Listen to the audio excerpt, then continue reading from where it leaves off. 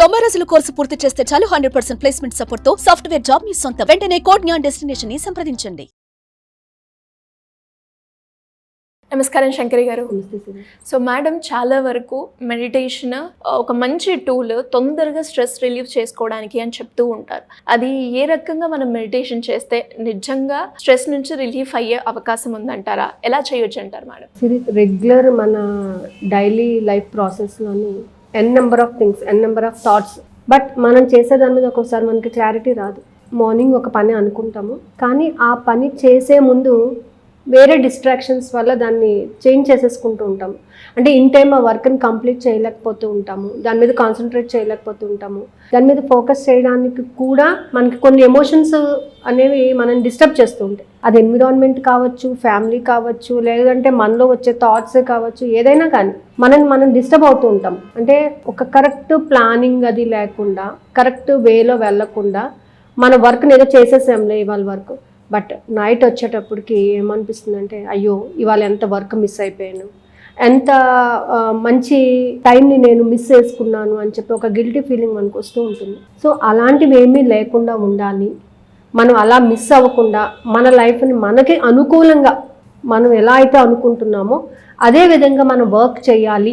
మనం అనుకున్న టైంకి ఆ పని కంప్లీట్ చేయాలి. మనం అనుకున్న టైంకి మనం ఏదైతే అచీవ్ చేయాలనుకున్నామో దాన్ని అచీవ్ చేయాలి. స్ట్రెస్ అనేది లేకుండా ఉండాలి అని అంటే మెడిటేషన్ నిజంగానే ఒక టూల్గా ఉపయోగపడుతుంది మనకి.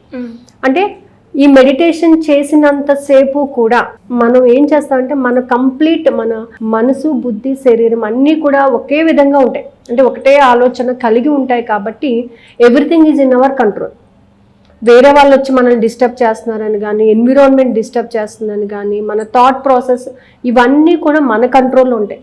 Everything will be your reflection only. అంటే నువ్వేమనుకుంటున్నావో అదే బయటకు వస్తుంది, నువ్వు ఎలా అయితే ఆలోచిస్తున్నావో అదే బయటకు వస్తుంది. సో మెడిటేషన్లో కూడా మనల్ని మనం కంట్రోల్ చేసుకోవడానికి, మీరు అన్నట్టుగానే స్ట్రెస్ రిలీఫర్గా మనం మెడిటేషన్ చెప్పుకోవచ్చు.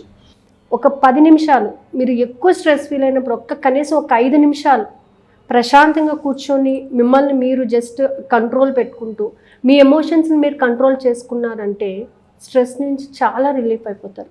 చాలా ఏంటి 100%, 101% రిలీవ్ అవుతాం అనమాట.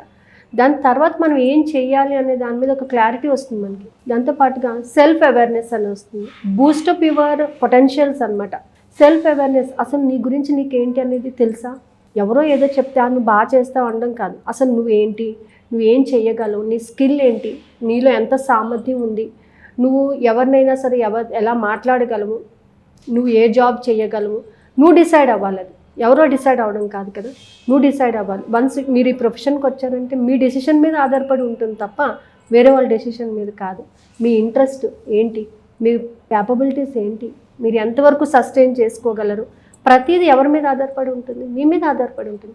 సో సెల్ఫ్ అవేర్నెస్, మీ గురించి మీరు తెలుసుకోవడము, మిమ్మల్ని మీరు కంట్రోల్ చేసుకోవడము, మీ యాటిట్యూడ్స్, మీ బిలీఫ్స్ అన్నీ కూడా మీ కంట్రోల్లో ఉండడం అనేది మెడిటేషన్ వల్ల సాధ్యపడుతుంది. మనం ఏ విధంగా ప్రాక్టీస్ చేసినా కూడా కాదు, కానీ మెడిటేషన్ వల్ల మాత్రం మిమ్మల్ని మీరు కంట్రోల్ చేసుకోగలుగుతారు. మీ ప్రతి ఎమోషను మీ హ్యాండ్ ఓవర్లో ఉన్నంతసేపు కూడా యూ కెన్ అచీవ్ ఎనీథింగ్.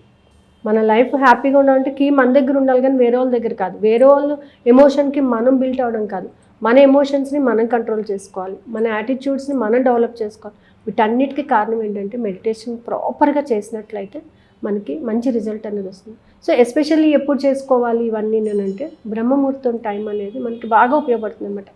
ఎవరైనా చూడండి, ఒక గ్రేట్ పర్సనాలిటీస్ ఎవరినైనా సరే మనం ఇంటర్వ్యూ చేసినా మాట్లాడినా సరే వాళ్ళు ఏమంటారంటే early to bed, early to wake up. పొద్దున్నే లెగుస్తారు. పొద్దున్నే లేచినప్పుడు వాళ్ళ ఆలోచనలు అన్నీ కూడా దేని గురించో ఏమీ ఉండవు. వాళ్ళు ఏం చెయ్యాలి, ఏం మాట్లాడాలి, వాళ్ళ గోల్ని ఎలా రీచ్ అవ్వాలి, వాళ్ళ గురించి వాళ్ళు ఏంటి, వాళ్ళ నిన్న ఏం చేశారు, దానిని ఇంకా రీబిల్డ్ చేసుకోవడానికి ఎలాంటి పొటెన్షియల్స్ని పెంచుకోవాలి, దాని మీదే ఫోకస్ చేస్తారు.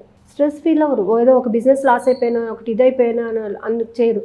లాస్ అయ్యాను అంటే దాన్ని ఇంకొక రోజు ఎలా మనం ఇంప్రూవ్ చేసుకోవాలి, ఎలా మనము ఓవర్కమ్ చేయాలి దానిని, ఈ విధమైనటువంటి ఆలోచనలు ఉంటాయి తప్ప మనం జరిగిపోయిన దాని గురించి బాధపడుతూ కూర్చుంటే మాత్రం ఏది జరగదు. సో అలాంటి వేలో వెళ్ళాలి అని అనుకున్న వాళ్ళకి మెడిటేషన్ అనేది బాగా ఉపయోగపడుతుంది అనమాట. అది ఫైనాన్షియల్ ఇష్యూస్ కావచ్చు, పర్సనల్ ఇష్యూస్ కావచ్చు, ఇంకా ఏదైనా సరే దాని నుంచి నువ్వు బయటపడాలంటే ఫస్ట్ ప్రాబ్లం దానిని సాల్వ్ చేసుకోవడానికి ఎన్ నెంబర్ ఆఫ్ స్టెప్స్ దొరుకుతాయి మనకి. అంటే ఎప్పుడు నువ్వు సమస్యను ఒక్కటే కోణంలో ఆలోచిస్తూ ఉంటావు, అలా కాదు, డిఫరెంట్ కోణాల్లో ఆలోచించినప్పుడు దానికి పరిష్కారం కూడా మనకి ఈజీగా దొరికిపోతుంది. సో అలా ఆలోచించాలి అని అంటే మన మనసు ప్రశాంతంగా ఉండాలి, మైండ్ ప్రశాంతంగా ఉండాలి, మనం స్థిరంగా ఉండాలి. ఏదో ఇవాళ అటు వెళ్ళొచ్చాను, వాళ్ళు ఏదో చెప్పారు, ఇటు వెళ్ళొచ్చాను, వాళ్ళు నెవర్. నువ్వేమనుకుంటున్నావు, నీ సమస్య గురించి నువ్వేమనుకుంటున్నావు, నీ క్యాపబిలిటీని ఎలా పెంచాలి, ఈ సమస్యను నువ్వే ఎదుర్కోవాలి. అందరూ సలహా ఇచ్చేవాళ్ళు, గైడ్ చేసేవాళ్ళే తప్ప కౌన్సిల్ చేసేవాళ్ళు ఉండరు.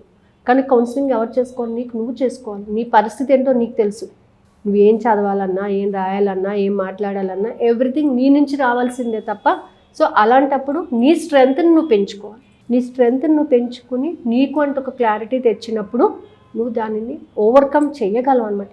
దానికోసం మెడిటేషన్ బాగా ఉపయోగపడుతుంది. ఇప్పుడు చాలామంది ఏంటంటే ఒక డెసిషన్ తీసుకోవాలంటే ఎంతోమంది సలహాలు తీసుకుంటూ ఉంటారు. అంతమంది సలహా తీసుకున్న చివరికి డెసిషన్ ఎవరిది? మన ఓన్ డెసిషనే ఉంటుంది అక్కడ.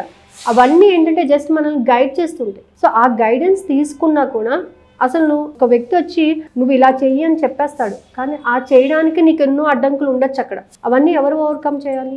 మనం ఓవర్కమ్ చేయాలి. సో మనం ఓవర్కమ్ చేయాలంటే మనం దానికి అనుకూలంగా ప్రయాణించగలగాలి. సో ఆ అనుకూలంగా ప్రయాణించడానికి మనకి కావాల్సినటువంటి ఎనర్జీ అంతా కూడా మెడిటేషన్ నుంచి మనం తీసుకుంటాం. Every energy is with in you. ప్రతిదీ మనలోనే ఉంది. మనం కావాలి అని అనుకున్నప్పుడు మనలోంచి మనం దాన్ని పొందొచ్చు. ఆ పొందేటటువంటి ఆనందం, సంతోషమైన, బాధ అయినా మన నుంచే ఉంటుంది. కాబట్టి అవన్నీ కూడా మనం హ్యాపీగా ఉండాలి. ఇవాళ నేను చాలా హ్యాపీగా ఉన్నానండి. ఎందుకు హ్యాపీగా ఉన్నావు? నువ్వు హ్యాపీగా ఉన్నానని నువ్వు ఫిక్స్ అయ్యావు కాబట్టి, నీ ఆనందాన్ని నువ్వు వెతుక్కుంటున్నావు కాబట్టి, నువ్వు ప్రతి దాంట్లోని చక్కగా బ్లూమింగ్ చూస్తున్నావు కాబట్టి నీకు హ్యాపీ అనిపిస్తుంది. అదే ఇవాళ చాలా ఎండ ఉందండి, నేను బయటకు వెళ్ళానండి, నెగిటివ్ థాట్ వచ్చిందంటే ఇమ్మీడియట్గా నువ్వు నెగిటివ్ ట్రాక్లోనే ఉంటావు. సో కాబట్టి ఒకసారి కంఫర్ట్ జోన్ నుంచి బయటకు వచ్చి మనం కానీ మెడిటేషన్లో మాత్రం కూర్చున్నట్టయితే కంఫర్ట్ జోన్ కన్నా ఇంకా మంచి జోన్లోకి మనం ప్రవేశించవచ్చు. సో దాంతోపాటు ఏంటంటే లైఫ్ని ఎలా డిజైన్ చేసుకోవాలి అనేటటువంటి ఒక మంచి ఆలోచన కూడా వస్తుంది అన్నమాట. ఎవరికైనా కూడా ఇంట్రెస్ట్ ఉండి మెడిటేషన్ రిలేటెడ్గా క్లాసెస్లో జాయిన్ అవ్వాలి, మీరు కండక్ట్ చేస్తూ ఉంటారు కదా, సో ఆ క్లాసెస్కి జాయిన్ అవ్వాలి అంటే ప్రొసీజర్ ఎలా ఉంటుంది మేడం? ఆల్రెడీ క్లాస్ స్టార్ట్ చేసామండి. మన 8th నుంచి స్టార్ట్ చేసాము. So we're planning to have another 21 days class night time. అంటే నిద్రపోయేటప్పుడు మన ఆలోచనను మనం ఎలా కంట్రోల్ చేసుకోవాలి, మనం ఆలోచన కంట్రోల్ చేసుకున్నట్లయితే మనం ఎంత అంటే ఇవాళ మనం కంట్రోల్ చేసుకుంటే రేపు మనం ఇంకొంచెం ఫ్రెష్గా తయారవచ్చు. సో అలా 21 days క్లాసెస్ కూడా ప్లాన్ చేస్తున్నాను. సో ఆ క్లాసెస్ ఏంటంటే మోస్ట్ ప్రాబబ్లీ 21st నుంచి కానీ అలా పెట్టాలి అని అనుకుంటున్నాను. I will inform the date. So కింద స్క్రోల్ అవుతున్న నెంబర్ని కాంటాక్ట్ చేస్తే they will give the information. Thank you madam, thank you so much.